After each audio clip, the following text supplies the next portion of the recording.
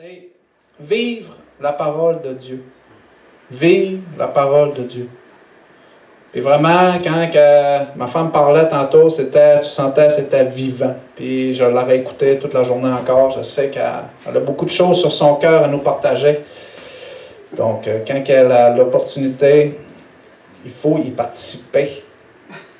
Vraiment. Amen. Donc, vraiment, je veux rendre grâce au Seigneur tout d'abord pour être ici.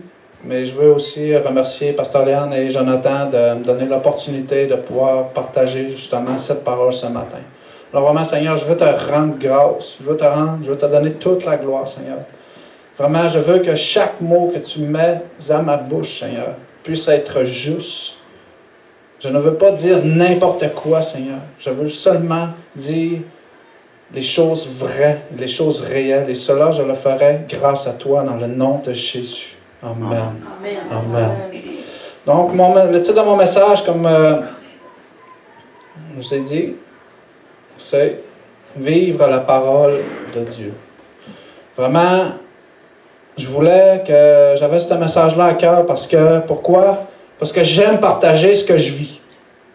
Donc vraiment, je sais que parfois c'est difficile de voir en réalité ce qui est écrit, la parole. Et ce matin, je veux vous partager ce que je vis continuellement depuis déjà quelques années. Mon premier verset se situe dans... Merci pour notre technicien hors pair qui fait un excellent travail. Vous savez que chaque tâche qui est accomplie dans l'Église n'est pas nécessairement évidente. Il y a beaucoup de personnes qui s'y impliquent et c'est grâce à tous que nous puissions transmettre la parole de Dieu ce matin. Amen. Alors vraiment, mon premier verset clé se situe dans Jacques 1, versets 21 et 22. « Débarrassez-vous donc de tout ce qui souille et de tout ce qui reste en vous de méchanceté pour recevoir avec humilité la parole qui a été plantée dans votre cœur. Car elle a le pouvoir de vous sauver. » J'ai mis en parenthèse « changer ». Transformer. Car elle a le pouvoir de vous changer, de vous transformer ce matin. Seulement, ne vous contentez pas de l'écouter. Traduisez-la en acte. Sans quoi vous vous tromperiez vous-même. Amen. Amen. Vraiment, j'ai mis avec humilité. Recevoir la parole de Dieu avec humilité. Humilité, selon le dictionnaire Larousse, veut dire un sentiment, un état d'esprit de quelqu'un qui a conscience de ses insuffisances, de ses faiblesses, et est porté à rabaisser ses propres mérites afin de recevoir. Et ce matin, c'est ce que je veux prier pour chacun de vous, que chacun de nous puissions recevoir cette parole avec humilité. Alors vraiment, Seigneur, peut-être mettez la main sur votre voisin. Si vous n'avez pas de voisin, vraiment étendez la main vers votre voisin. Vraiment, afin, Seigneur, nous prions que chaque personne ce matin reçoive cette parole, Seigneur, que tu as mise sur mon cœur avec humilité.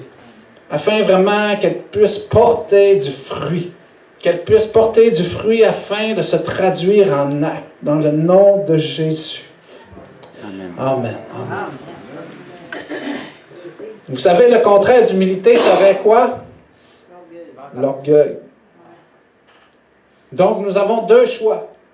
Soit que nous traversons cette porte en étant orgueilleux, en se disant que moi, j'ai rien à recevoir. Dans le fond, moi, je sais déjà tout ce qu'il me dit.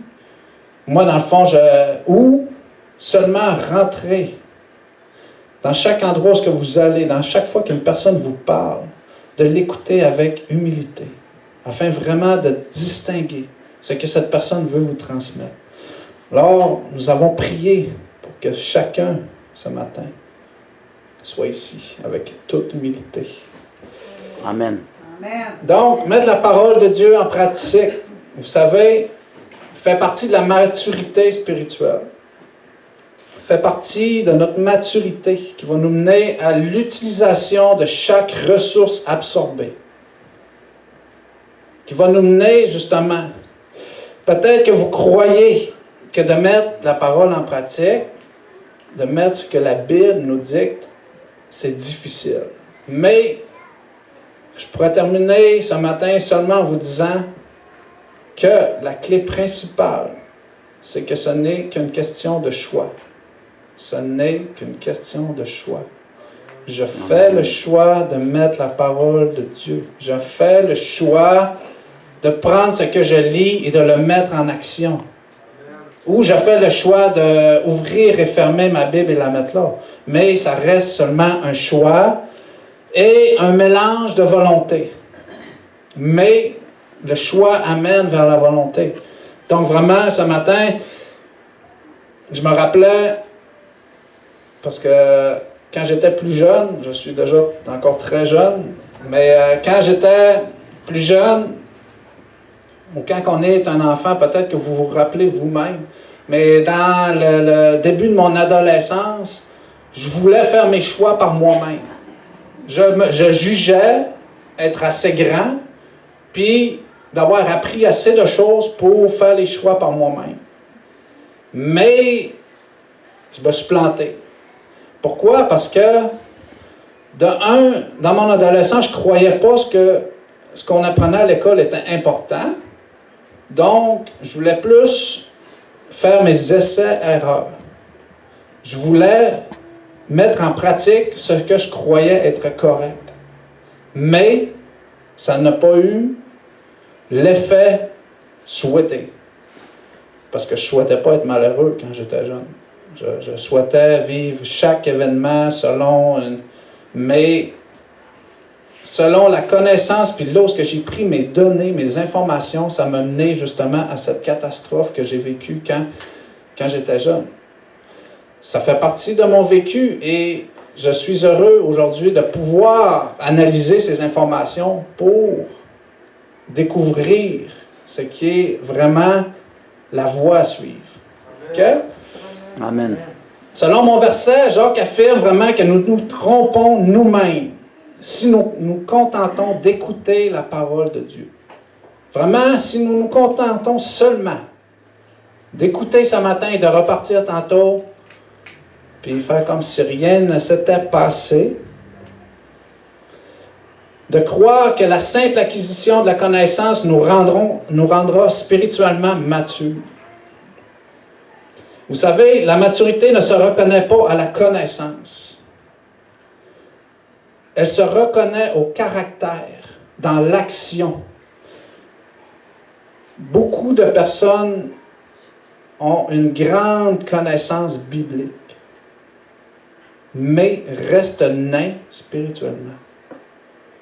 On peut connaître beaucoup de choses, on peut lire beaucoup de livres, on peut apprendre beaucoup, mais être nain spirituellement. Amen. Parce que dans le fond, nous ne vivons pas cette parole. Je suis sûr, peut-être même que beaucoup de gens ont une plus grande connaissance biblique que moi-même. Mais, je peux vous garantir que ce que je connais, je le vis. Ce que je connais, je le vis. Ce que je connais, je m'efforce de le mettre en pratique. Donc, on est mieux de connaître un verset. On est mieux de connaître un verset, mais de s'efforcer à le mettre en pratique tout au long de notre vie. Amen. Que de connaître toute la Bible, mais de ne pas la connaître réellement. Parce que, pourquoi? Nous répétons, nous sommes une Église vivante. Nous servons un Dieu vivant. Mais dans la vie se passe dans l'action, dans le réel. Nous voulons que cette parole soit vivante dans nos cœurs, dans mon cœur. Amen. J'ai ce passage dans Matthieu 7, 27, c'est une parabole. On peut voir un petit son qui nous passe. 7, 24, 27.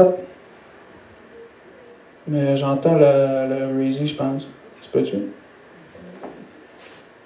Je suis technicien aussi à mes temps. C'est pourquoi celui qui écoute ce que je dis et qui l'applique ressemble un homme sensé qui a bâti sa maison sur le roc. Et la pluie averse, les fleuves ont débordé, les vents ont soufflé avec violence. Ils se sont déchaînés contre cette maison, elle ne s'est pas effondrée, car ses fondations reposaient sur le roc.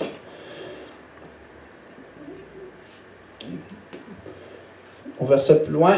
Mais celui qui écoute mes paroles sans faire ce que je dis ressemble à un homme assez fou pour construire sa maison sur le sable. Et la pluie averse, les fleuves ont débordé, les vents ont soufflé avec violence. Ils se sont déchaînés contre cette maison. Elle s'est effondrée et sa ruine a été complète. Amen. Vous savez, Jésus raconte l'histoire vraiment d'un homme sage et d'un homme fou, un homme insensé, qui ont chacun construit une maison. On connaît tous cette parabole. Dans le fond, Jésus compare à celui qui entend la parole, mais qui ne la met pas en pratique.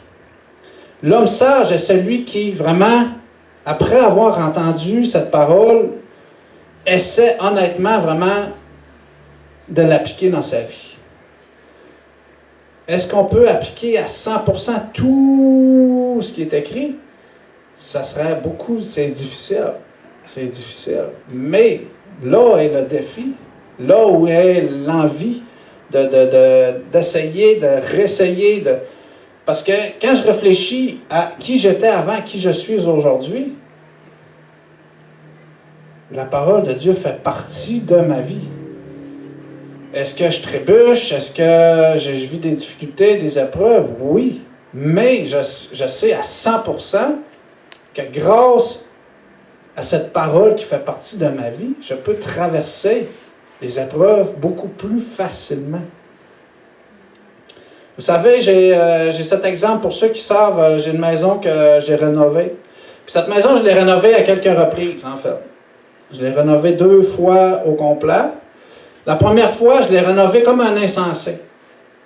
Vraiment, je l'ai rénovée sans me préoccuper, ou dans toute l'honnêteté ou toute la capacité que j'avais. J'étais sous état de consommation, j'étais pas avec Dieu, en fait. Dieu n'était pas dans ma vie. Donc, j'ai rénové une maison. Puis cette maison, en fait, j'ai dû la rénover à nouveau il y a quelques années. Pourquoi? J'étais découragé. Ben, j'étais pas découragé, mais j'étais surpris, ou j'étais époustouflé, on va dire, je sors des mots, époustouflé de voir vraiment que tout ce que je refaisais, tout ce que je faisais, je l'avais déjà fait. Fait que je me disais, ça n'a pas de sens de refaire ce que j'ai déjà fait. Ça me montrait juste à quel point j'agissais tout croche. Que tout ce que je faisais n'avait pas été fait avec sagesse, avec réflexion, avec connaissance. Mais plutôt, j'agissais comme un insensé. J'avançais sans me soucier, sans réfléchir. Je m'appuyais sur quoi? Je m'appuyais sur ma propre connaissance. Amen. Je m'appuyais sur des gens qui n'étaient pas plus sensés que moi. Fait que ce que ça a démontré, c'est que dans le fond, ce que j'ai fait maintenant est de quoi? De durable. Parce que je l'ai fait avec réflexion, avec sagesse, avec connaissance. Grâce à quoi? Grâce à ce que la Bible m'a enseigné. Grâce à mon livre de vie, le livre qui nous montre où aller, comment être dirigé. Puis vraiment, c'est un exemple flagrant parce que là, je n'ai pas mis d'image, mais écoute, ton frère, tu sais, c'est le jour puis la nuit. Là. Mais tu sais, c'est vraiment... Beaucoup de choses dans ma vie sont le jour puis la nuit. Puis c'est une image réelle de qui j'étais avant, qui je suis aujourd'hui. Alors vraiment, j'ai ce passage aussi dans Jean 13, 17. C'est tous des passages qui nous mènent à comprendre que c'est l'importance de vivre cette parole. Jean 13, 17 nous dit, si vous savez ces choses, vous êtes heureux à condition de les mettre en pratique. Vous êtes heureux à condition de les mettre en pratique. Amen. Vous savez, chaque passage, en fait, a son contraire. Tu sais. On pourrait dire que, dans le fond, Vous savez ces choses, mais vous êtes malheureux, à condition de ne pas les mettre en pratique. Ça veut dire que si, dans le fond, dans un domaine de votre vie, il y a des choses vraiment qui n'avancent pas, qui ne débloquent pas, peut-être, je n'ai pas de peut-être, mais c'est sûr que Dieu vous parle. Dieu vous montre les choses. Mais, est-ce que vous voulez éviter de les mettre en pratique? Voilà où est la question. Alors vraiment, je le répète, notre maturité devrait consister à mettre la parole en pratique. Amen. Notre Amen. maturité. Vous faites ce que la Bible dit. Il ne suffit pas de lire la parole ou d'écouter de bons messages. Il faut agir en conséquence. Amen. J'avais, dans un temps de prière, j'ai comme une tristesse qui est venue à mon cœur, puis c'est par rapport au bon message. Tu sais. Parce que dans le fond, quand un message se construit, dans le fond, il édifie celui qui le construit, puis il édifie celui qui l'écoute. Mais quand il y a un message qui se propage, puis qu'à la fin du message, il y a cette parole qui sort, « Ah, c'était un bon message. » Mais la personne repart, mais n'est pas changée, n'est pas transformée, n'est pas... Fait que ça a été un message inefficace. C'était seulement un bon message. Fait qu'il y a vraiment cette tristesse pendant un temps de prière. Il y a tellement de ressources qui sont propulsées.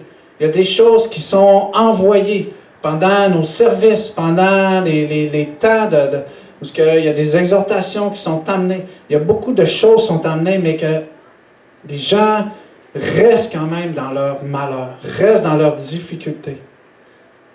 Mais osent déclarer quand même de leur bouche que c'est un bon message. C'est un bon message. Fait vraiment, je me suis dit, non Seigneur, non Seigneur. Je ne veux pas accepter que seulement ça soit des bons messages. Mais vraiment, je veux, Seigneur, ce matin, que chaque personne puisse repartir avec un mot, une phrase, Seigneur. Que chaque personne puisse repartir, Seigneur, et puisse tenter, Seigneur, honnêtement, de mettre en pratique ce que tu vas m'avoir permis de partager. Amen. Dans le nom de Jésus. Amen. Nous ne voulons pas de bons messages. Nous voulons des messages qui amènent des témoignages, des messages qui transforment. Des messages qui transforment. Amen. Vous savez que chacun de nous connaît beaucoup plus de vérités spirituelles qu'il n'en met en pratique. Moi le premier. Moi le premier. Donc, je pourrais vous dire, inutile d'en apprendre davantage. Inutile d'en prendre davantage. Il nous faudrait seulement appliquer ce qu'on sait déjà. On pourrait juste ressortir toutes les notes qu'on a déjà, puis on serait correct. On arrête la job en masse. Je vais vous partager dans quelques secondes ce qui m'a mené des clés. Je ne dis pas que c'est les clés universelles, mais ce que je peux vous garantir, comme je vous ai dit tantôt, c'est ce que j'ai vécu. C'est ce que je vis. C'est ce que j'ai vécu. Fait que c'est par où ce que j'ai passé. Fait que je peux vous garantir que ces clés ont marché pour moi. Donc, je crois que grâce à ces clés, grâce à ces points, il est possible de vivre cette parole. Je vais vous les énumérer dans quelques temps.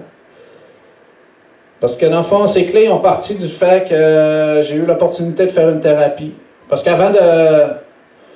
Tu sais, aujourd'hui, je suis ici en avant, mais vraiment, je rends grâce au Seigneur. Parce qu'avant d'être ici, dans le fond, j'étais aux prises de la toxicomanie. J'étais aux prises multiples, des détentions, trafic de stupéfiants. J'étais dans une noirceur complète, en fait. J'avais des entreprises de recel, j'étais dans les magouilles, j'étais dans tout ce qui était croche. Aujourd'hui, je suis dans tout ce qui est droit. Puis ça fait quelques années. C'est pas si loin, en fait, quand tu checkes. Si je check, ça date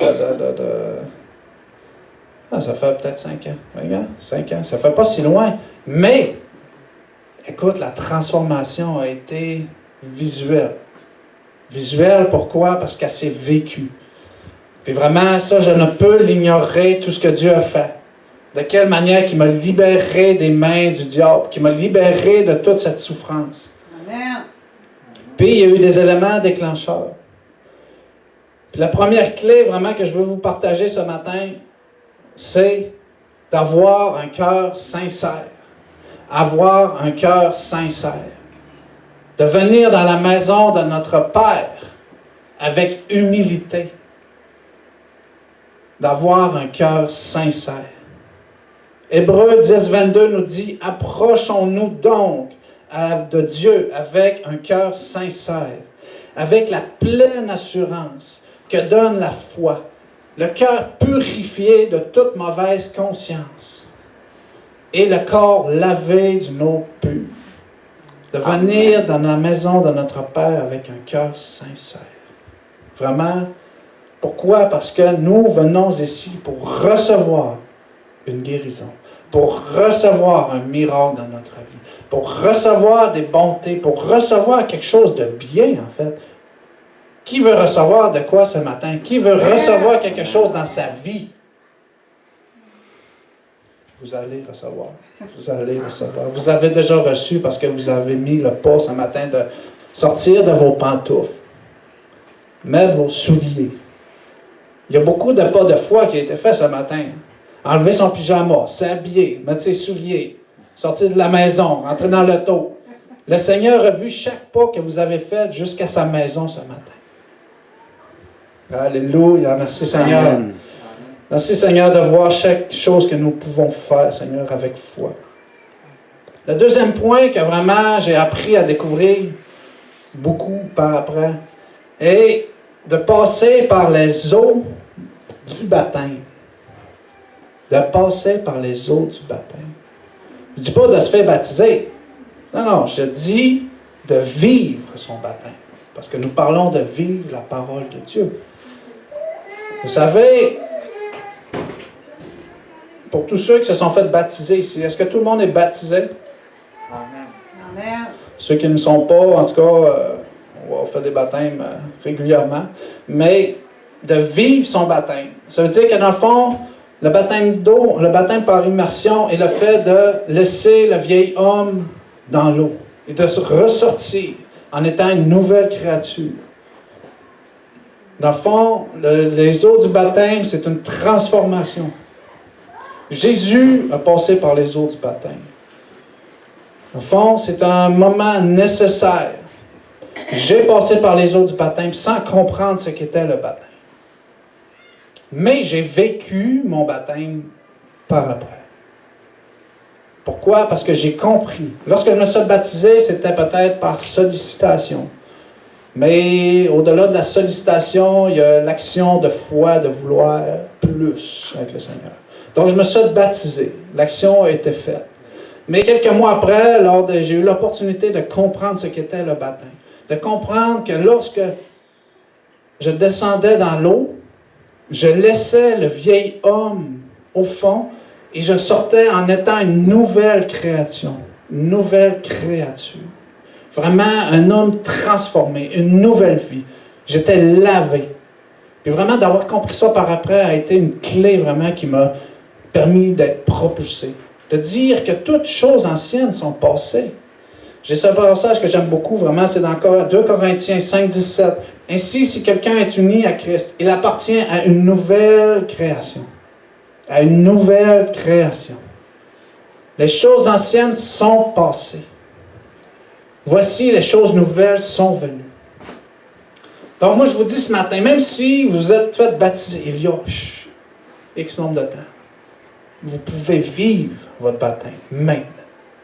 Peut-être que vous n'aviez pas compris ce qu'était justement le baptême. Mais je vous le dis ce matin. Donc, repartez en sachant que les choses anciennes sont passées. J'ai laissé mon vieil homme il y a plusieurs années dans le fond de l'eau. L'ennemi veut nous mentir. L'ennemi veut nous rappeler. L'ennemi veut nous ramener. Mais l'ennemi n'est qu'un menteur. Tout ce qui est fait pour le Seigneur, par le Seigneur, est réel et vrai. Amen. Amen.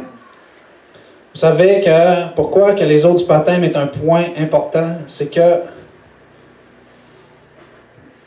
une nouvelle création nécessite une nouvelle formation. Une nouvelle création nécessite une nouvelle formation. Donc, lorsque moi je me suis fait baptiser, je me suis juste fait baptiser. Je suis retourné à mes occupations après. Quand on m'a demandé pourquoi tu veux te faire baptiser, parce que je disais je veux vivre plus, mais mon baptême n'a pas, ma nouvelle création n'a pas amené à une nouvelle formation immédiatement. Donc, en étant en nouvelle formation, on a besoin d'instruction. On a besoin de données. On a besoin d'informations.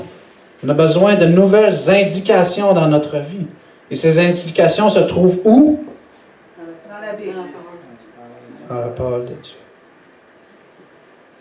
Pour pouvoir vivre à nouveau. Donc, c'est très, très, très, très important. Donc, c'est pour ça qu'on essaie beaucoup, à chaque fois qu'il y a des baptêmes maintenant, de créer vraiment un temps, une rencontre avant les baptêmes pour bien expliquer. Pour que, parce que, tu sais, un baptême, c'est un mariage, c'est comme, c'est une alliance qu'on fait, un engagement. Donc, de ne pas comprendre pourquoi tu le fais, c'est comme, écoute, quand j'ai compris, je disais, il faut que je me refasse baptiser, c'est sûr, tout de suite. Genre, moi, je l'avais déjà fait, c'était réglé, mais c'est ça, c'est un que c'est important. Rien n'est grave.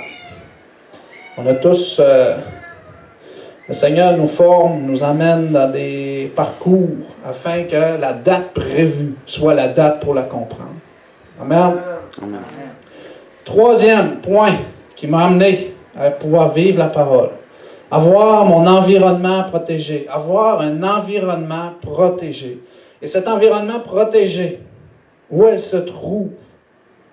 Cet environnement protégé se trouve dans votre Église. Cet environnement protégé se trouve dans votre groupe connexion.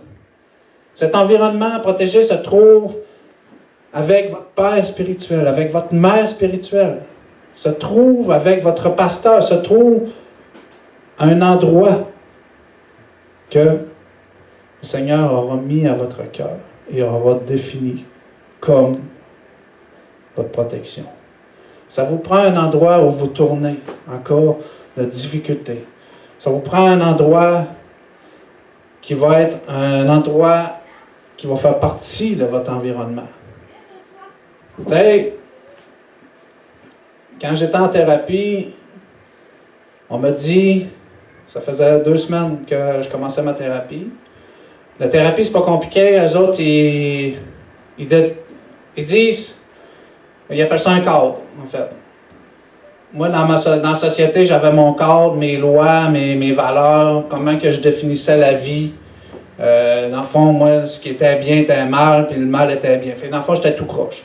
Fait que là, quand tu rentres en thérapie, il brise ton cadre. Il dit, on va refaire un cadre. Il dit, on va redéfinir tes valeurs. On va redéfinir ce qu'est la vie. Mais, après 2 semaines, je me souviens de l'intervenant, il dit, sachez que 4% s'en sortent. 4%. C'est quoi ça donne, on fait une thérapie? 4% s'en sortent. Je dis, voyons. Ben, en tout cas, je me suis dit, je vais faire partie du 4%. C'est bon? C'est bon. En tout cas, 4 sur 100. Il y a 900 dans la thérapie, je vais être dans les 4 qui vont s'en sortir. En tout cas. Mais ça voulait dire que ça ne sera pas facile après la thérapie. Ça veut dire que pendant que j'étais là, j'étais couvert d'un cadre. J'avais du monde, j'avais un environnement qui me protégeait. Je n'avais pas le droit de sortir, c'était facile. Je voyais le monde qui avait le droit des sorties, ça revenait, c'était en rechute, ça avait consommé, paf. Tu voyais la difficulté, la souffrance. Mais j'avais espoir. J'ai fait 6 mois de thérapie quand même. Mon environnement protégé, quand j'avais des fins de semaine, j'allais chez ma mère. C'était facile. J'allais pas voir des chums ou des amis. Non. Mais c'était mon environnement qui me protégeait. Puis, on a besoin de cet environnement protégé. OK? Pourquoi? Parce que c'est un environnement de protection. Donc, en étant consommateur, j'ai tellement entendu des gens dire « Ouais, mais moi, je vais arrêter de consommer, mais je n'arrêterai pas de voir mes chums. Moi, je vais arrêter de boire, mais j'arrêterai pas d'aller dans les bars. Tu sais, moi, je vais arrêter, mais non. Tu sais, de t'imposer des impossibilités, en fait. De te laisser des ouvertures qui sont... Sachez que chaque chose que vous décidez de garder dans votre environnement peut vous empêcher d'être protégé. Tu sais, si un changement, une nouvelle création nécessite une nouvelle formation, nécessite un nouvel environnement, nécessite un changement. Tu sais, je me rappelle, moi, dans le fond, quand j'ai fini ma thérapie, écoute, j'avais tellement peur de replonger que, écoute, j'ai pris une thérapie externe, pourrais-tu? Thérapie externe, suivi intervenant, tout ce qui pouvait exister. Pourquoi? Parce que j'ai vu, j'ai vécu, j'ai senti la difficulté. Pourquoi j'ai senti? C'est qu'après 2 semaines, okay, je peux dire que dans le fond, j'étais l'homme le plus positif de la thérapie, voté à 85% devant tout le monde. J'ai été le leader de maison thérapie. J'ai été un support pour beaucoup de personnes. Après quelques semaines de ma sortie, les pensées m'en sont venues, je me suis dit, hey, j'ai dû perdre la drogue à quelque part, je peux essayer de la retrouver. Fait que là, dans le fond, je cherchais dans mes affaires ce que j'aurais pu perdre. Ben, pour faire quoi? Pour faire quoi, en fait? Pourquoi? Pour me dire, oh, je vais acheter, tu sais, genre. Mais pourquoi je cherchais ce qui va m'amener à... Fait qu'en voyant mon comportement, en voyant de ne pas être capable de dealer avec l'environnement que je connaissais, je me suis rempli d'un événement protégé, un événement positif. Puis je suis venu à l'église ici, l'église existait déjà, fait que, dans le fond, je me suis ancré dans mon église, je me suis ancré avec... j'ai eu plusieurs rencontres avec Pasteur Léandre, j'ai eu des rencontres avec Jonathan, j'ai discuté, j'ai créé... Justement, ça me prenait cet environnement-là. Puis, je peux vous garantir qu'aller jusqu'à aujourd'hui, là, il y a 99,9% des gens que je connaissais que je n'ai pas rencontrés encore aujourd'hui. Puis, je ne suis pas vraiment pressé de les voir. Pourquoi? Parce qu'ils ne font pas partie de ma vie. Puis, même si c'était des amis, puis qu'on se serre la main, que jamais on va se quitter, puis... Non, je savais que non. Aujourd'hui, ils ne font plus partie de mon environnement. Mais, je vais les accueillir ici à 100%. Parce que je vais savoir qu'ils vont venir dans mon environnement. Amen. Amen.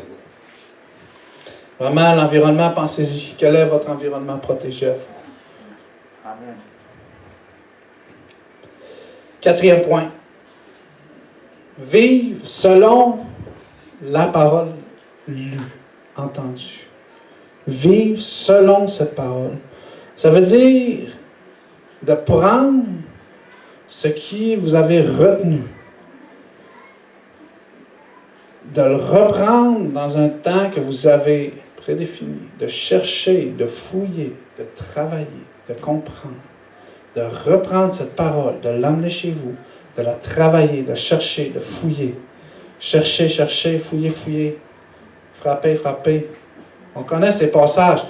Chercher, ça veut dire prendre, vivre selon cette parole. Peut-être que c'est seulement un mot. Parfois, dans le fond, je me lève un matin et j'ai un mot qui... Je ne comprends même pas pourquoi, mais c'est un mot-là qui n'arrête pas de me taper, genre, il me tape dans le côté du... Mais c'est ça, c'est vivre selon la parole reçue. Amen? Amen. Et finalement, j'ai ce point, choisir la bonne nourriture. Parce que ce qui est dangereux avec chercher, chercher, fouiller, fouiller, travailler, c'est qu'il y a un large étendue de prédication sur Internet. Il y a un large étendue de tout ce qui est possible, tout ce qui est disponible. Mais, comme la Bible est un livre de loi, est un livre d'indication, je peux vous trouver 2 versets qui vont se contredire, ou qui vont vous amener un doute raisonnable de ne plus comprendre ce que vous comprenez. Fait que l'important, c'est de vous baser à partir de votre environnement protégé. Et de ne pas m'écarter. C'est ce qui m'a aidé. Vraiment, de faire attention, d'avoir le discernement, de ne pas écouter tout ce qui existe, de tout ce que les prédicateurs emmènent, tout ce que la parole, tout ce... Pourquoi je ne pourrais même pas dire le chiffre de nombre de pasteurs qui peut exister, mais il y a beaucoup de bonnes choses qui sont propagées. Mais beaucoup de choses peuvent mêler notre croissance spirituelle. C'est qu'on peut écouter des prédicateurs qui vont axer sur la fin des temps. Fait que là, genre, moi, j'ai écouté des prédications sur la fin des temps, puis là, à un moment donné, tu sais, j'étais petit, j'étais nain spirituel. Fait que, tu sais, et quand j'écoutais ça sur la fin des temps, je dis, là, pourquoi je travaille? Je dis, la fin des temps arrive, c'est demain. Tu sais, je dis, non, pourquoi? C'est ça pareil, Jésus arrive, là, il s'en vient. Mais si on axe trop, si notre croissance spirituelle ne nous permet pas justement de bien comprendre chaque chose, il faut faire attention, choisir la bonne nourriture. Mais c'est pas grave, c'est d'écouter quelque chose, de lire un livre, puis d'aller voir ton environnement protégé, les personnes vers qui tu te tournes, que tu sais que tu vas lui dire, hey, moi j'ai écouté cet enseignement, qu'est-ce que tu en penses? La personne va l'écouter, elle va dire, ouais, moi je ferai attention un peu, mais tu sais, c'était bon, mais tu sais, il y a tout le temps quelqu'un, je suis sûr, qu'il y a quelqu'un dans votre entourage qui peut vous aider. Si ce n'est pas le cas, dites-nous-les, on va vous parrainer, on va vous trouver des gens qui vont vouloir. Vous savez que c'est plaisant de pouvoir partager la parole de Dieu. Donc, c'est vraiment réjouissant d'avoir l'opportunité de rencontrer quelqu'un qui va te dire « Ouais, mais j'aimerais qu'on discute d'un enseignement que j'ai écouté. » C'est pas de souci. Je vais l'écouter puis on va partager, c'est sûr. Pourquoi? Écoute, quelqu'un qui va venir te voir et dire « J'aimerais ça qu'on parle de la parole de Dieu. » Tu ne peux pas dire non. C'est impossible. Tu ne peux pas dire non. Donc, vraiment, je vous encourage à trouver ces personnes dans votre vie pour vous protéger. Amen. Amen. Vous savez, on a tous accepté Jésus comme Seigneur et comme Sauveur. Est-ce qu'on a tous accepté Jésus comme Seigneur et comme Sauveur dans sa vie? Amen. C'est tout le temps possible de... Tu sais, c'est comme quand j'ai accepté Jésus, j'ai compris plus tard. Il y a beaucoup de choses qu'on comprend plus tard, en fait. On vit les choses sur le moment, mais on les comprend plus tard. Tu sais, j'ai fait des choses mal, mais ça m'a pris du temps avant de comprendre que c'était mal. Tu sais, c'est un peu imagé. Mais quand le fait d'accepter Jésus dans sa vie crée un mouvement, crée un départ, crée un point zéro qui va amener à plus. Puis peut-être que je me souviens que dans mon cœur, j'ai accepté Jésus comme Seigneur, comme Sauveur. Mais je lui ai donné toute ma vie quelques mois plus tard. Fait que j'ai accepté de croire qu'il pouvait changer des choses dans ma vie. Mais je lui ai donné toute ma vie en le servant plus tard. Mais c'est dans la même prière, en fait. C'est dans la même prière. Donc vraiment, je veux qu'on renouvelle cette prière ce matin, tous ensemble. Vraiment pour que si, de un, on n'a pas accepté justement le Seigneur comme Sauveur, comme Seigneur et Sauveur dans notre vie, avec sincérité ou avec compréhension complète. Je veux ce matin que Jésus puisse créer un changement, créer une connexion. Alors on peut se lever ce matin, on va prier tous ensemble.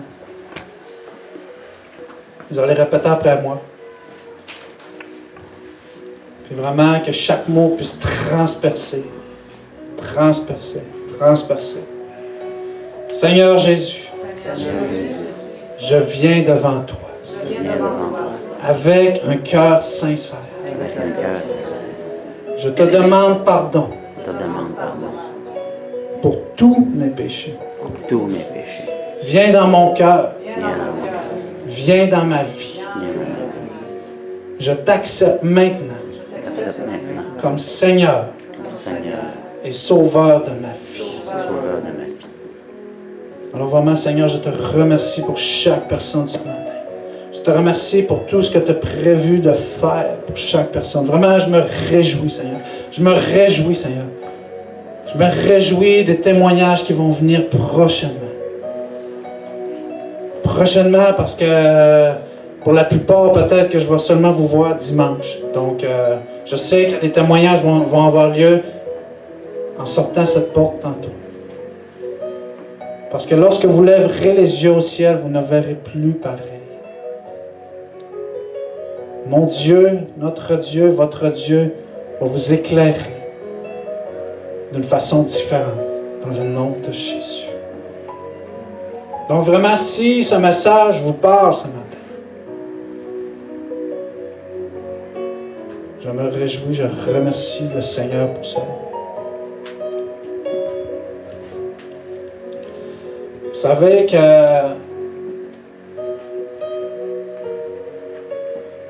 vivre la parole de Dieu, c'est un défi, on va dire, chaque matin. C'est un défi.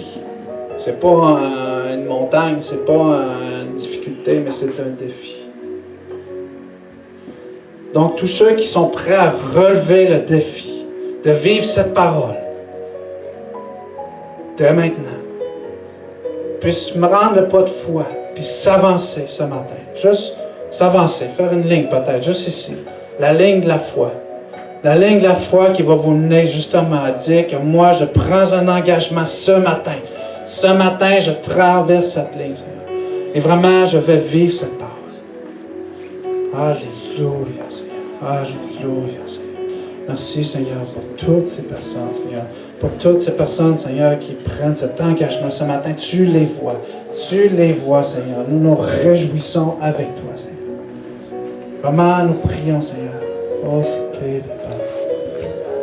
Oh oui, Seigneur, je prie, Seigneur, pour toutes ces personnes, Seigneur. Vraiment, qu'ils puissent, Seigneur, obtenir, Seigneur, un discernement spécial. Un discernement spécial, Seigneur. Qu'ils puissent recevoir justement tes paroles de sagesse, tes paroles de connaissance. Vraiment, qu'ils puissent découvrir, vraiment, Seigneur, tout ce que tu as prévu. Car oui, Seigneur, tes bontés se renouvellent chaque matin. Tes bontés ne sont pas à leur terme. Ta parole nous le dit.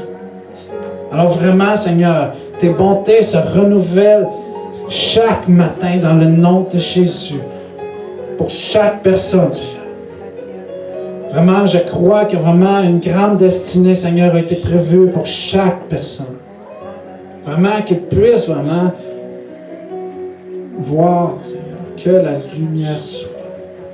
Que la lumière soit, Seigneur. Que la lumière soit. Oh, Seigneur.